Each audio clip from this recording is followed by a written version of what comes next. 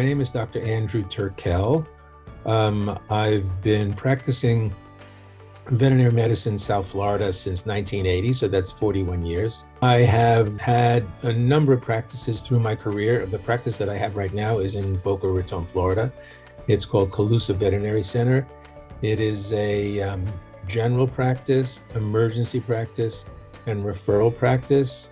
And I have been involved with hyperbarics for probably between 10 and 12 years. It's been an adjunct to my practice for that time. I had the second hyperbaric chamber that was manufactured by Hyperbaric Veterinary Medicine and have had some amazing experience using oxygen under pressure as a drug. Using oxygen as a drug under pressure has been shown to be extremely helpful in a wide variety of disease entities.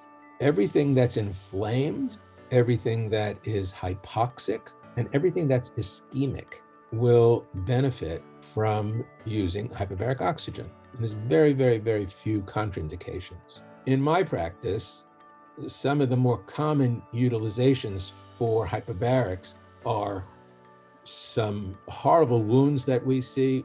The hyperbaric really help improve the healing process. We use it for in house fires where pets have been exposed to carbon monoxide. A lot of these horrible, horrible crush injuries benefit oftentimes from hyperbarics.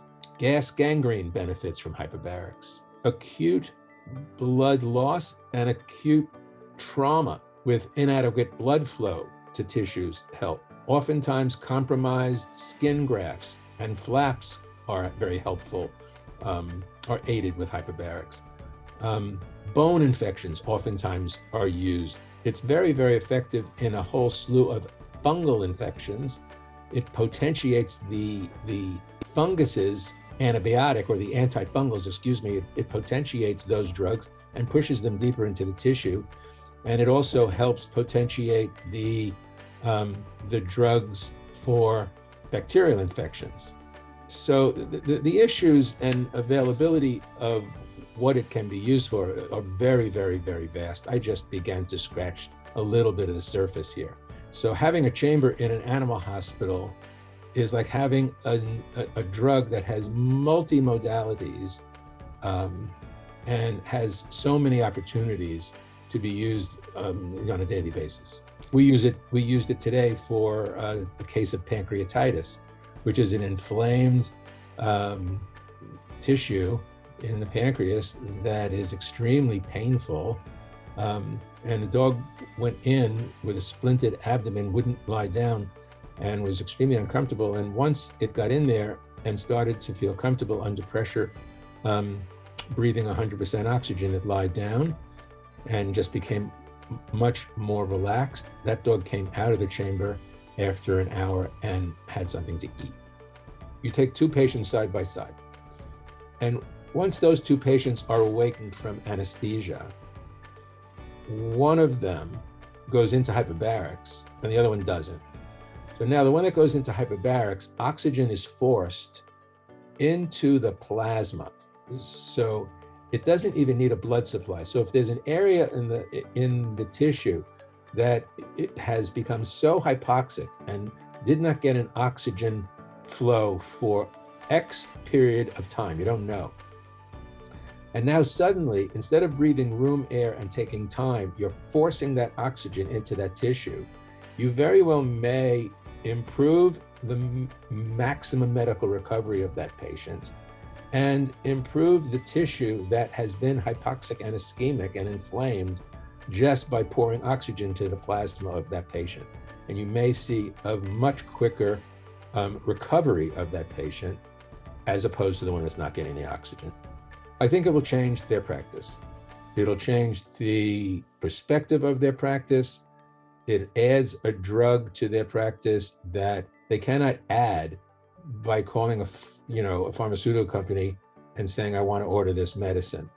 It adds a component to their practice that separates them from the vast majority of veterinarians in their region, unless there's a forward-thinking veterinarian that has a chamber in their neighborhood.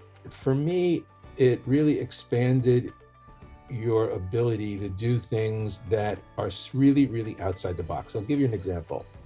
So we got a telephone call this past winter. It was an unusual cold snap causing the Gulf Stream to be unseasonably cold.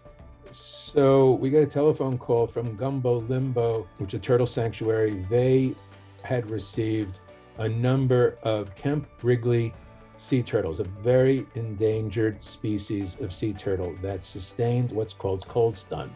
Cold stun is a unseasonable cold change to the sea waters.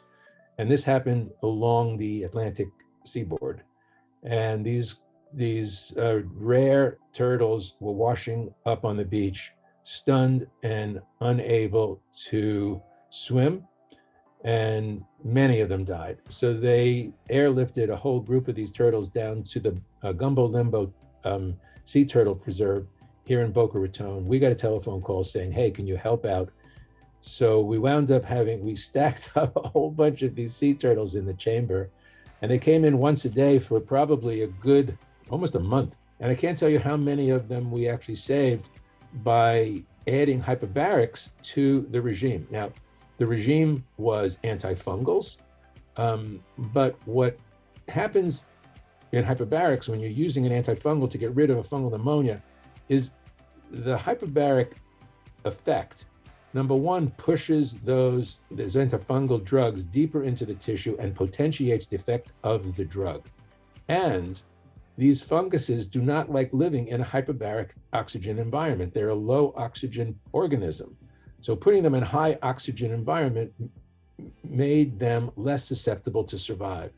And we cured so many of these sea turtles. The thing that's so interesting is that the oxygen component, carrying component of a blood cell is hemoglobin. But what happens based on the gas laws that we all learn in high school science, the gas laws, when you go into a chamber and you're forcing a gas down into your breathing mechanism, and that gas is oxygen, and that force of oxygen is pushed into the liquid part of your blood, just like CO2 is pushed into the Coke syrup and water of a bottle of Coke.